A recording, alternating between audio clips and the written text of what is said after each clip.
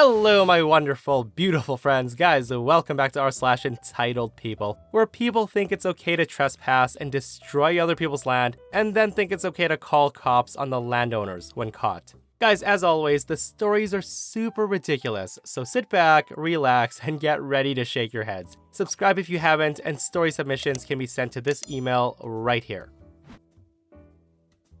Okay, so a former neighbor recently reconnected with my parents, and they did something pretty outrageous and entitled. So they hadn't seen each other for about 20 years, and she found my mom on Facebook. She then asked if my parents would like to go to dinner with her and her new husband. Now, my parents were reluctant on going, as it's a pretty pricey restaurant. She then explained that she had 2 buy one meal, get one meal for free coupons for the restaurant. Now, as I've mentioned, the restaurant was known for being a little pricey, but knowing one of my parents' meals would be free made it seem okay. When it came time for the check, the waitress asked how they would like the bill to be split. The former neighbor then presented the 2 coupons and loudly stated that her and her husband were eating for free, and that my parents were the ones having to pay for their meals. The waitress then points out that the free meal had to be of equal or lesser value. Both my parents' meals were around $30 each, while the other 2 meals were $40 each. To this, the former neighbor just said, "That's fine," and handed her the coupons. The waitress then returns with a bill for the 2 higher-priced meals, with my parents' meals removed by the coupons.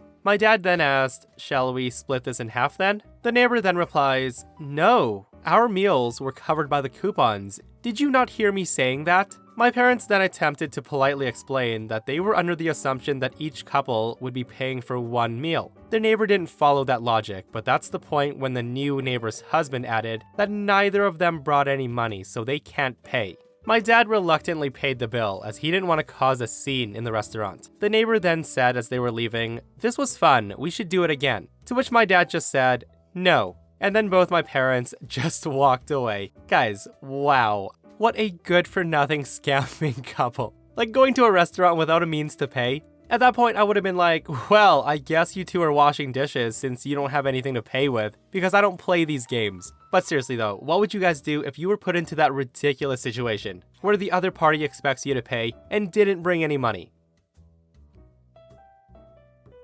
So this was many years ago when I was a shop steward for a union. This means I was the one who had to mediate grievances between employees and management. So one day, the manager calls me to discuss a deal with an employee that he wanted to fire. He had done progressive discipline, had given her many chances, and now was just done. The issue was, the woman just wouldn't show up for work. He told me how many chances he had given her, and he wanted me to be present for her termination notice. So it goes something like this. The manager says to her, "Karen, do you know why I asked for this meeting today, and why I asked the shop steward to be present?" She replies, "No, I have no idea." He then tells her, "You were supposed to work yesterday from 8 o'clock to 4:30, and that was written on the schedule, correct?" Karen then replies, "Yes, but I overslept." Manager then says, "Yes, and when you didn't show up for work, I called you several times, but you didn't answer." She then tells him, I just told you I overslept. I couldn't hear my phone, but when I woke up, I called you." Manager says, "That's true. You called me at 10:45, which is almost 3 hours after you were supposed to be at work. I called you as soon as I woke up." "Yes, and you told me you would be in to finish your shift."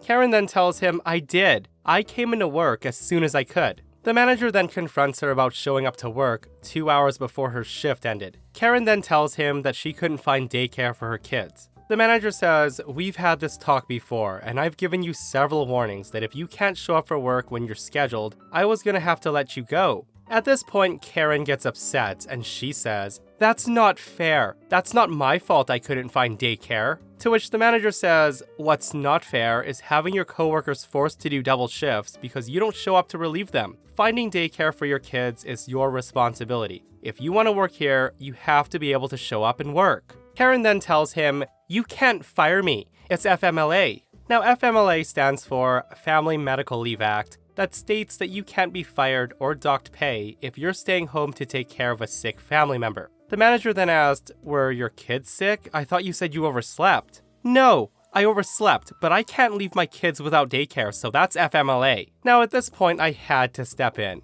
So I say, "Karen, I would love to help you here, but if you just don't show up for work, there's no way I can save your job. You've been given more warnings, reprimands, and extra chances than our contract requires, and I don't have any grounds to grieve this termination." Karen responds, "Are you guys not listening? It's FMLA. I had to stay with my kids. You can grieve this under FMLA." I tell her FMLA only applies if your kids are sick. You overslept. She then keeps arguing that it's FMLA and she can't be fired, as there's no way to leave her kids. The manager then says, "Okay, I think we're done here. Here's your termination notice, and we're gonna have to ask you to leave the building now. Security will escort you to your locker to clean out your stuff." Now, this is the point where Karen loses it, and she screams, "I have kids. You can't fire me if I have kids." Security then shows up and she's escorted to her locker and then out of the building, all while screaming at the top of her lungs, "They fired me because I have kids. I'm gonna sue all of you. I'm gonna own this business and you are all gonna be fired. I have kids. You can't fire me because I have kids." Now, unfortunately, no one explained to her that having a job wasn't all about us agreeing to give you a paycheck. You actually have to show up for the job and do the work. She tried to protest her firing, was denied unemployment, and tried to register a complaint against me with the union for failure to represent. When that failed, she went after the manager for sexual discrimination and the business for failure to uphold FMLA. You can't fix bulletproof, stupid. For clarification, she had done the same stunt 5 different times before this. And I'm thinking, what? Just show up for work. 5 times she's pulled this and she still had her job. And she thinks she's entitled to keep the job because she has kids. I think she still believes that she was screwed over on that FMLA thing. Now guys, the funny thing is, for the rest of her life, she'll tell everyone who will listen about that one company that discriminated against her and fired her because she has kids. Like, her story's gonna be that she got fired because the union rep refused to represent her, the workplace wanted her gone for some totally unrelated reason, and her coworkers were jealous of her and hated her because she was so amazing.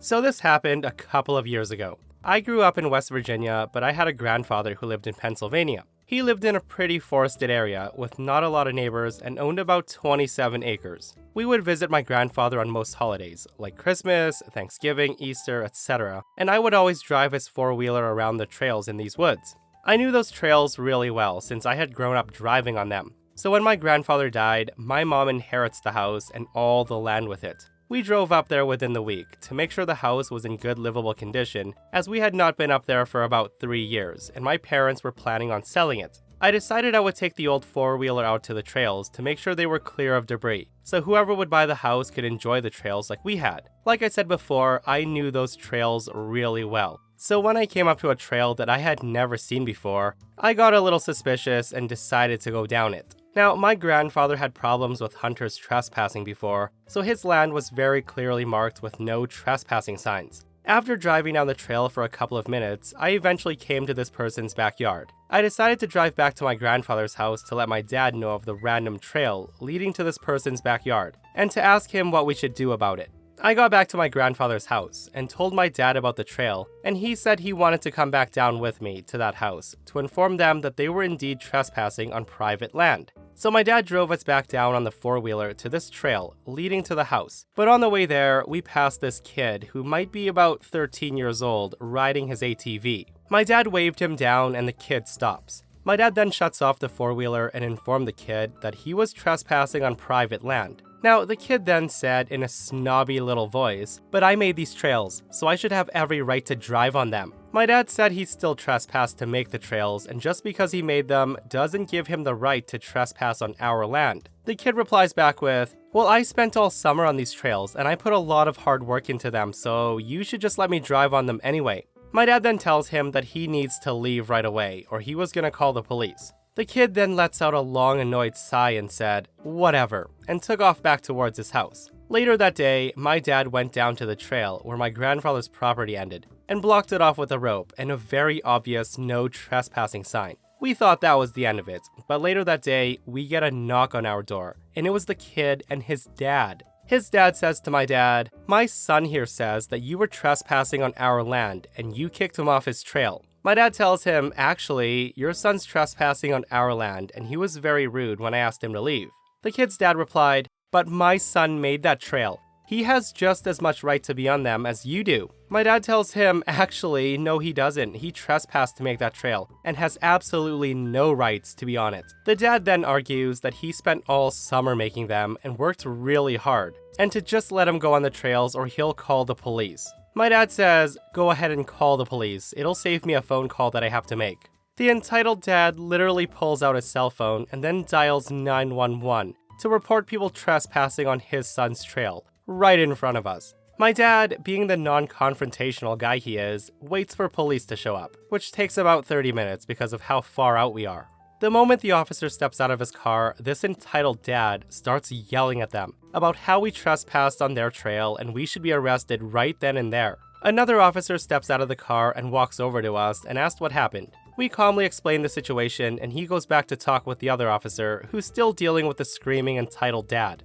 After the officers calmed the entitled dad down, they told him that he needs to leave and not come back or he'll be arrested on trespassing charges. The dad's screaming at us and cussing us out the whole time, and him and his sons are walking back to the truck. The dad gets in and starts the truck and peels out of the driveway. My dad then thanks the officers and they leave and we go inside. We never really had any more major problems with that entitled dad and son, except for them repeatedly ripping down the rope with a no trespassing sign on it. I almost hoped the dad and kid would trespass again, so they would get arrested, but we never saw them on the land again. Guys, with that dad's logic, I would have gone to their house while they were sleeping and dug my own trail in their front yard and argue that it's now my property. Like, what's wrong with some people? And the crazy thing is, this probably happens way more than we think. Trespassing signs have never stopped entitled people, unfortunately. So I'm a manager at the Way of Subs, and yesterday I had a man park in the disabled parking space, and then come into our store. I'll call him Entitled Man. I was serving another customer at the time who had just started ordering, and the entitled man interrupted the other customer to ask what the sub of the day was. This already got my hackles up because he was really rude about it. I then look up and asked him if that's his car parked in the disabled spot, and he said yes. Now you're probably familiar with this, but for those who aren't, you have to qualify for a disabled parking permit. So back to the conversation. I asked him, hey, I noticed that you parked in that particular spot. Do you have a parking permit? Now I do want to note that he looked and acted perfectly fine. That's why I asked. He then tells me, no, I broke my back. I can't walk that far. I then tell him, you need a permit to be allowed to park there. It's actually illegal to park there unless you have a permit. You need to move your car. At this, he responds, I'll just get my food and then I'll move it. What's the big deal? It's only going to be a couple of minutes. I tell him, no, you have to go move your car now. Someone might be needing that spot and you don't want to get a ticket. Hearing that, the man then plants his feet. He then drops his shoulders almost like a 3-year-old who's not going to do what you asked. Now it does suck, but we actually can't do much to make people move from those spots, other than ask them to move. The tow truck would take way too long, and they would be long gone by the time the tow truck gets there. I then decided to say the only thing I could in this situation. I told him, sir, we're not going to be serving you unless you move your car. Well, hearing that, he spun around, like only someone who has an intact, unbroken back could do. He then stomps out like a big man-child while screaming, you just lost yourself a loyal customer, for good. He then threw himself into his car and sped off like someone was chasing him. The other customers in the store laughed and said, wow, you're not gonna miss that $5 he was gonna spend. Another person told me, people like that piss me off. My grandpa needs those parking spots, so thank you for standing up to him. It makes me feel better when everyone supports me. Guys, I support OP as well, and I don't know who wouldn't in that situation. Some people just think they're above the law and way more important than others. I'm a 24-year-old male, and I'm a very small man. I'm about 5'4" and 103 pounds as of my last physical. I'm well aware that I'm at an unhealthy weight. My entire life, I've been small, mostly due to illnesses and a myriad of allergies, and it's admittedly a sore spot. I'm working with my doctor to gain weight, while still fitting in with my dietary restrictions. And honestly, I'm so much better than I was several months ago, and I'm proud of myself for the progress I've made. So a coworker who's a 30-year-old female named Peggy got pregnant and recently returned to work. She's been increasingly overt and uncomfortable in her concern for me. Peggy made and brought in cupcakes for her return. And when I thanked her for thinking of us but refused, citing my gluten allergy, she was visibly upset. She didn't shout or complain much, she just sighed heavily and said that she would put this one in the break room with the rest. Now I did feel awful. Then she brings me a steak sandwich the next day on gluten-free bread. Again, I thanked her, but I had brought my own lunch and I needed to focus on that. Peggy told me it was in the fridge for when I finished, as I needed to eat more. I ended up bringing it home so she wouldn't feel bad, and I gave it to my boyfriend. The next day, she approaches me again, and I refused again, but she insisted. By now, we weren't alone in the break room. She then joked that it was rude to refuse a home-cooked meal in favor of my lunch. At that point, I just took it again and thanked her. Now, I've said no thank you repeatedly to her face when she gave me the food. She in turn would refuse to leave my desk or to stop talking to me in the break room or the halls until I took it. Then she started leaving bagged snacks on my desk. She would approach me with a snack or a portion of whatever she made for dinner the night before, and she would not leave me alone until I'd taken it. I did go to our boss and explain that I felt uncomfortable and was told that she was probably feeling maternal and that it would negatively impact morale to discourage her. So I've been taking notes since then. What days Peggy has given me what, when and who has witnessed it, etc., etc. And she's done it 23 times this month. Yesterday, I took her aside and explained that while I was touched, I would appreciate that she wouldn't bring in anything else. She then tells me that I should have said something sooner, that she was only trying to help. She then asked me if I've seen myself in a mirror, and does my boyfriend like me starving myself, among other hurtful phrases. Now, I was livid. I told her that maybe I didn't feel like sharing my personal medical history with her just so that my wishes were respected. I then said, "For God's sake, we work in a hospital. Don't you know anything about privacy of health?" We then parted from there, me childishly storming off and her in tears. Have I been a huge ass, and would reporting her to HR just be the icing on the cake? Now, I personally don't think that reporting her to HR would be a terrible thing to do. 26 friggin' times she's tried to force food on OP without taking no for an answer. Like, that woman is not respecting work boundaries at all. And unfortunately, since OP's already politely told her to stop and she hasn't, it's about time to make that report. So OP does come back with an update, and it doesn't make things better at all. The update says, I went to HR saying that the matter was settled, but I wanted it documented. Subsequently, I was told there would be an investigation and the incidents would be corroborated with witnesses. The reason being is what I'm claiming is severe enough to warrant potential action for her and several other coworkers who also engaged in her behavior.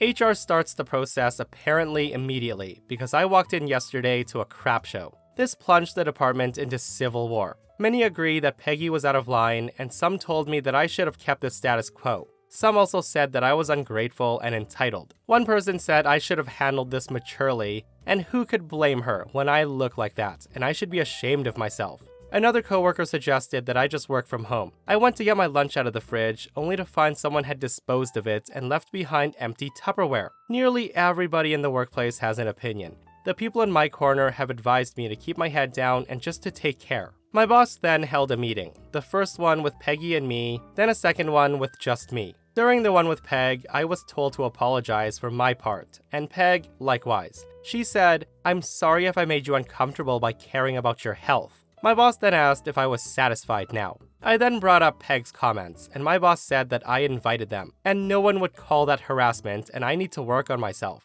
Together, we went through each of the 23 events. She excused each of them until I was left to feel like I had been the one harassing Peg. The next meeting was even worse. Effectively, the boss said, "I told you not to retaliate, and instead, you searched Peg out to harass her. And your actions have expressed a worrying lack of cooperation with me and your team." She was also disappointed that instead of explaining that I needed her to resolve things, I escalated the situation well beyond the point of reason. And that was cruel to someone who only wanted to help. She said I won't get far in life, and I'm not likely to get anywhere vocationally if I can't be a team player, and if I'm actively sabotaging a happy workplace. She hoped I would learn from this teachable moment how to behave in a collaborative environment, and that it's inappropriate to involve HR for small misunderstandings. I'm just tired, confused, and hurt. HR did seem sympathetic, and boss was clearly on Peg's side. The office is split and tense. I'm currently updating my resume and job searching.